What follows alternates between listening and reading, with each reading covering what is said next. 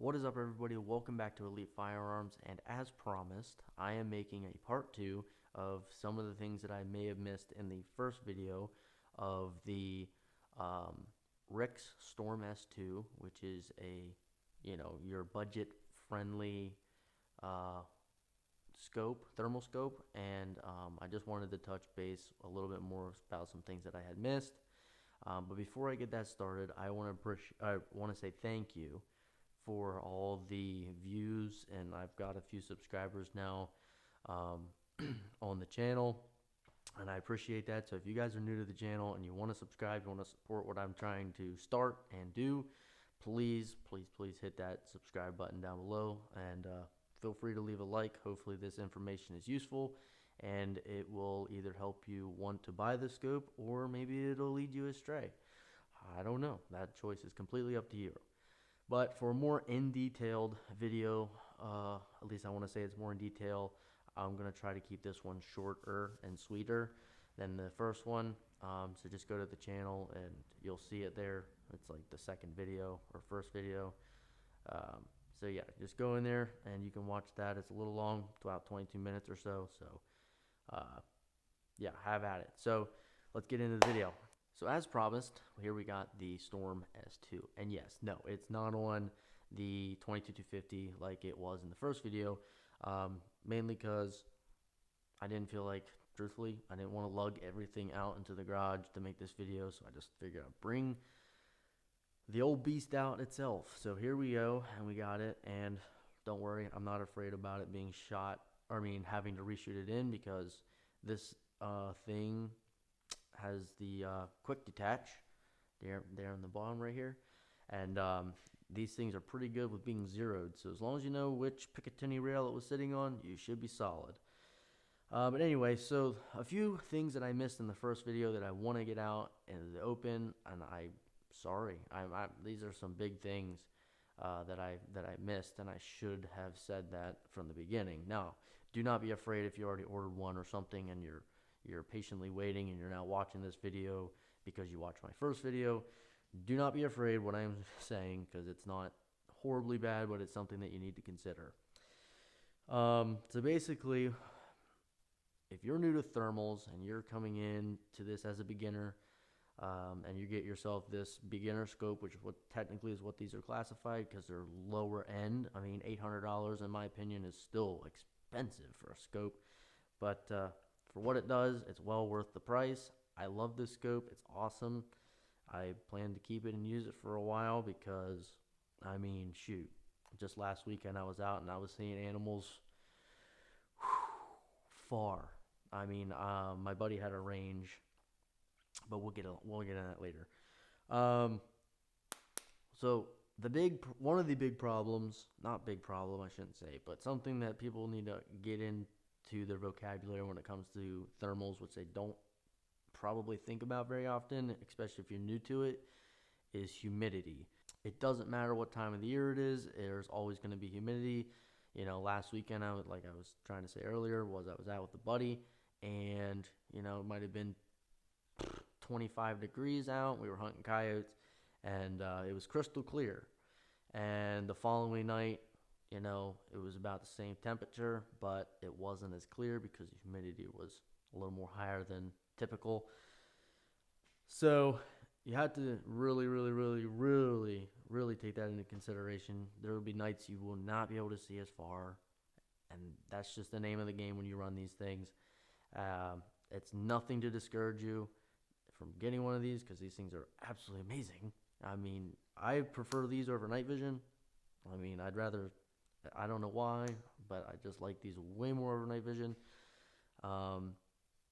There is going to be some videos, because somebody had commented saying about they wanted to see this thing in action. I don't have a lot of action videos on it because I either forget to press record, or something didn't go quite as planned, or I don't feel like it's worth sharing. But I think I have some video. My buddy, I might as well just get this out in the open. My buddy and I, we went out last weekend for some coyotes, and we got to our first stop, and There was 2 fox. Now, if you don't already know, this year, time of year, it's breeding season for red fox, probably a lot of animals. And it was when he had ranged it, I think they were out about 500 yards. I could see them on here. Now, remember, these are, beginner setups, and you're not going to see what, more expensive setups are seeing. But you can see stuff at a very, very far range. I'm saying 500 and some yards, I think it was. And you could see them, and you'll see that in a video if I can get it off of here and onto my phone or something. If not, I'm sorry, I tried. If it's not in this video, I apologize. But yeah, so whether or not you are running one of these, or if you've got a buddy that's running a $5,000 scope, you have to take into consideration about humidity, because even though those animals were at a substantial amount, or far away, I should say, I think on a night that the humidity would have been pretty high, I would have had a pretty hard time seeing them. But what I was trying to say, basically, at 500 yards with this scope, and you gotta understand, I'm looking at a red fox, so the red fox aren't very big. So, I mean, you're looking at a blob, a heated blob that's moving around, and there was 2 of them. You'll see it in the video. Like I said, if I can get it over there, I don't know. I'm trying to do my best to keep this video short and sweet. I'll try to get that over, and yeah, it was kind of a blob, but I mean, you knew there was something out there. But we ended up shooting a coyote. Now, this I do know for a fact. Well, hold on. When we shot the fox, it came into about 300 yards, 313 or something, I think it was, and my buddy actually shot it because I wasn't. My gun's not suppressed, his is, so he took the shot, and he ended up getting it. But then we ended up killing a coyote too, and that coyote came in, and that thing was crystal clear. And I didn't get a video of it, which I was super bummed out afterwards. But you could see that coyote, and you could not mistake that as a coyote, like, at all. At 300 and what was it, 305 or something like that. It was coming in, but it was way out in these fields, and it came in. You could see it forever far away. And it came in and close enough, and we ended up shooting at about 120 yards. So it was a pretty good hunt. I mean, successful hunt in my opinion. But anyway, so let's move on from the humidity really quick. Just remember, humidity is a big deal, so don't be afraid when you get it out of the box and you're super excited. It's nighttime. You go outside, you scan with it, and you're like, what? Like, it's not crystal clear. Do not panic. I promise you. It's just the night, and it'll get better as it goes. Trust.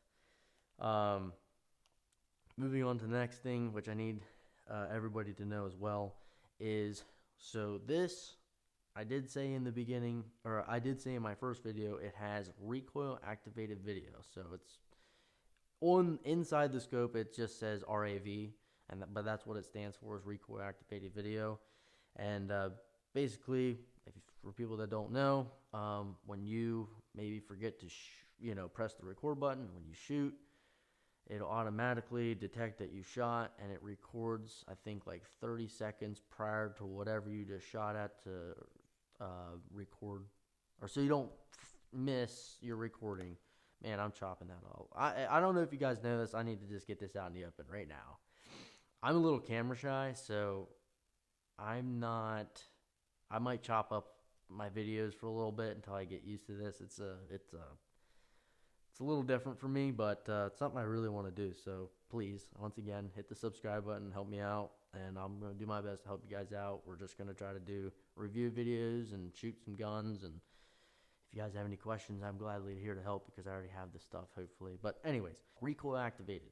Okay, so for people who don't know, when you shoot, it records, and it's nice. But then you have to manually shut it off, or it records forever. which is this button here. It's the back button closest to your eye. But basically, I really want to tell you that it is super touchy. I mean, super touchy. I've noticed that it'll start recording when I'm bolting around, not after I shoot, just when I'm, putting a round in and I bolt it, it'll just start recording. So just to save memory on the device, because there is no where to put in a SD card, which kind of blows. That's the only thing that's kind of sucky about it, because your typical scope, you can put an SD card in it, but this one you cannot. At least I haven't found it unless it goes into this thing here, but I'm not taking it apart to find out. But yeah, so it just be very cautious when you rack your rounds, because it'll just start randomly recording, which or even if you have it on and you throw it over your back and you forget to put it in standby or whatever. But yeah, that happens. So, and I can't remember if I did say this in the first video or not, but this scope does have standby mode.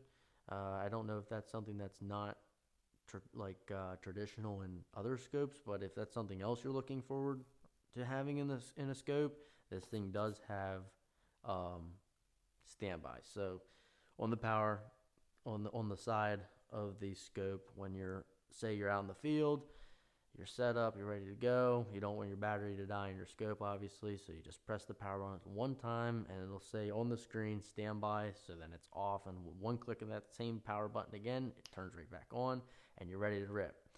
So yeah, I'm pretty sure that's all I have for this video. Like I said, I wanted to keep it short and sweet, nothing too crazy, because I literally made a 22-minute video of God knows what in the first video.